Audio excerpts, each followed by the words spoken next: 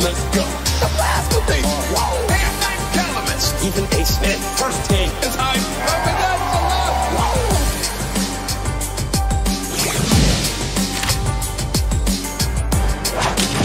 Oh, well, hello there. So kind of you to join us here on this Friday Eve, as I like to call it. Welcome to First Take. Molly Karen, Max Kellerman, Stephen A. Smith. Fellas, good morning. What's going on? What's going on? How y'all doing? Good morning. All good. Molly, you've changed my life with that Friday Eve. I'm Right? not kidding. I'd say my life is 5% better since you came up with that. That makes me feel good. Friday Eve. Friday Eve. Yeah. That Yes. implies that implies that you're looking forward to the weekend. Yes. That implies that y'all don't work on the weekend. indeed. Yeah. Actually, I do work on the weekends I now. do work on You do. weekends. I actually do. You do. You do. All right, You do. guys. Preseason football kicks off tonight. Yes, sir. The Browns take on the New York Football Giants, #1 pick versus #2 pick. It'll be the G-Men's first game with their new head coach, Pat Shurmur, and #2 overall pick, Saquon Barkley. Get familiar, people. They are taking on a Browns team led by #1 pick, the controversial Baker Mayfield, who's at a quarterback battle with Tyrod Taylor. Stephen A. Smith.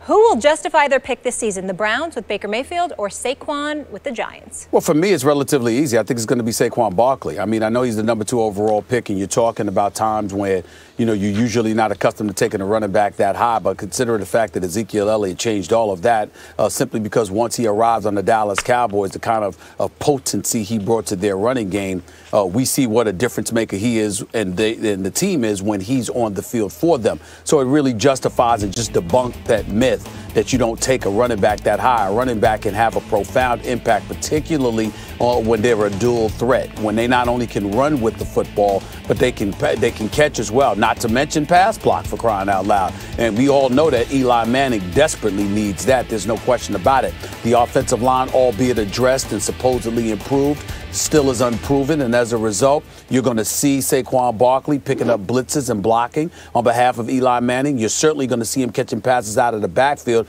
and when you've got Odell Beckham Jr. coming off an injury and Sterling Shepard, who can ball, by the way, but still needs to continue to improve himself along with Evan Ingram, you're going to see Saquon Barkley catching a lot of passes as well. So the combination of him running, catching, and blocking, and being an immediate inserted ingredient in any potential success that the Giants may have, that automatically eclipses Baker Mayfield, because it's going to be a little while before we even see him, because Hugh Jackson is on the record already saying there's no need to rush him. And on top of it all, supposedly his #1 weapon was supposed to be Josh Gordon, who essentially said that he's not going to be ready to go.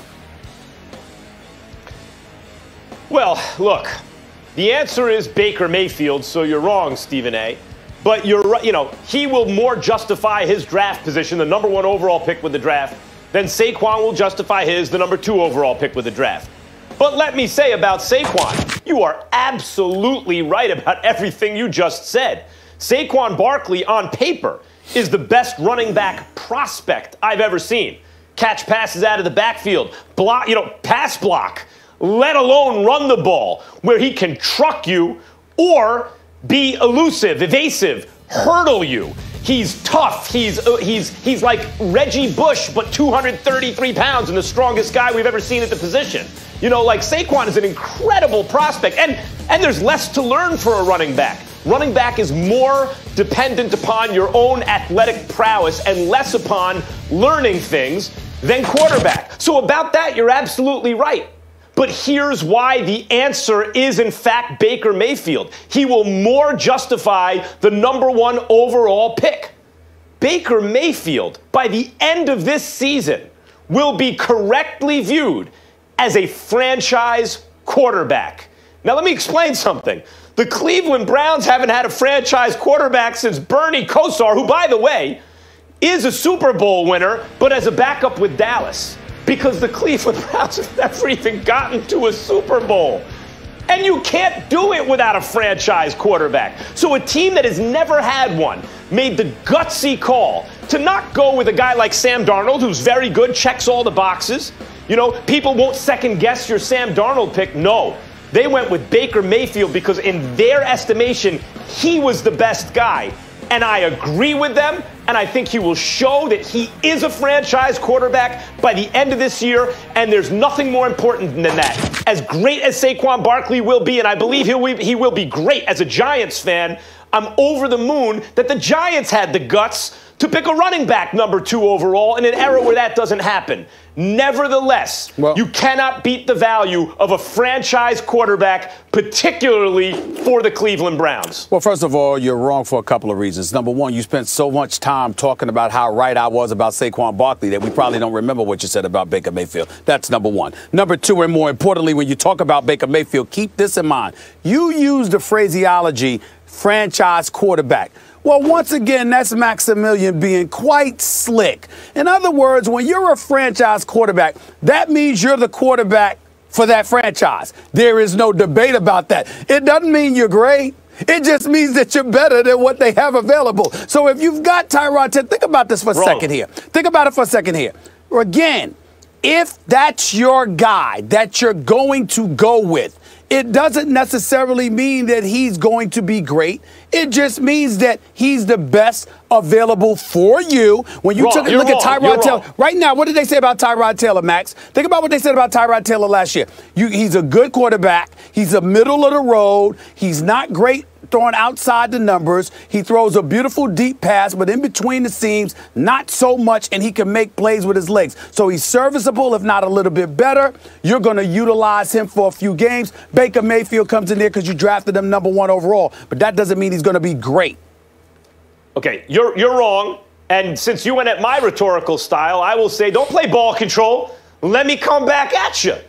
Here's the bottom line about the phrasing and the terminology, Stephen A. If you call someone a franchise quarterback, that does not simply mean he's the best guy you got. That's a starter. A starting quarterback, all 32 teams have one, right? He's good enough to be a starter. Sometimes you'll hear me say a bubble starter. No, a franchise quarterback implies, or at least I'm implying, and I infer when others use the term, that they mean the franchise believes in that guy. He's not just the best thing they have, the best option, so he starts. He's not like the 25th best quarterback in football, so he's a bubble starter or maybe even a starter. He's a guy you can give the keys to of the franchise to. Okay, can I ask you a question? You're going to be our guy for the foreseeable future. We think we can win a Super Bowl with you. May I ask you a question? And Molly, I would appreciate it if you jump in here because Maximilian is going to try to dance around this like Fred Astaire. So I'm going to need your help on this, Molly. I was enjoying you just calling each other wrong. It was very entertaining. Because here's the deal. I'm all the way in L.A. I can't check him to his face. I'm about to film General Hospital later on today. Brick has returned, okay? I'm in soap opera mode. I'm in soap opera mode. But here's the deal, Max Kellerman. Molly, correct me if I'm wrong. Wasn't a guy by the name of Ryan Tannehill labeled the franchise quarterback for the Miami Dolphins when they decided to pay him $94 million, $95 million? How's that working out, Max? Is that a franchise quarterback? Right, he's a franchise quarterback. The franchise made a mistake. No, but if we were discussing it, and maybe even with Kirk Cousins, we're going to find out about Kirk Cousins.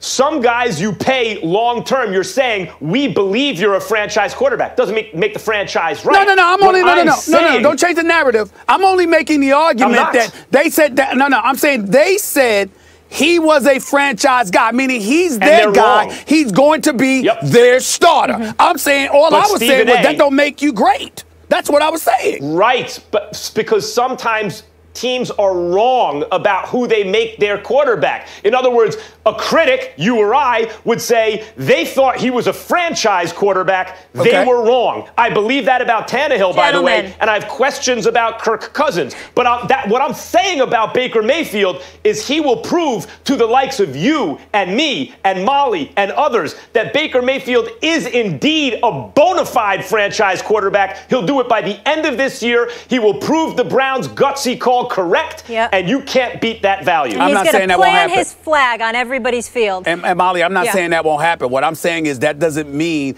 that he'll be more attractive or more productive than Saquon Barkley. I'm not sitting here calling Baker Mayfield a scrubber. He can't play. I'm simply saying when you compare him to the impact Barkley's going to have, I think Saquon Barkley's impact is going to be greater. And I'm with you on that. Saquon Barkley's the future. Kid's the real deal. But Max, valiant argument by you there. Guys, we got to keep it moving, though. It's a 1-hour show today, so we don't have a lot of time. To play or not to play? That is the question.